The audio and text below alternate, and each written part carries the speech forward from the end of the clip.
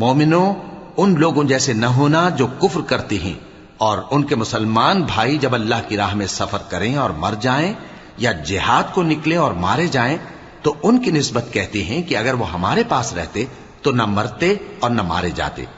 یہ اس لیے کہ اللہ ان لوگوں کے دلوں میں افسوس پیدا کر دے،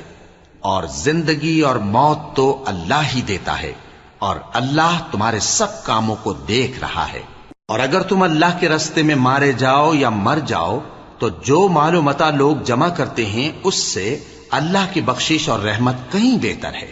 اور اگر تم مر جاؤ یا مارے جاؤ تو اللہ کے حضور میں ضرور اکٹھے کیے جاؤ گے۔ پھر اے نبی،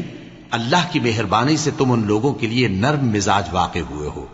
اور اگر تم بدخو اور سخت دل ہوتے تو یہ تمہارے پاس سے بھاگ کھڑے ہوتے، سو ان کو معاف کر دو اور ان کے لیے اللہ سے مغفرت مانگو اور اپنے کاموں میں ان سے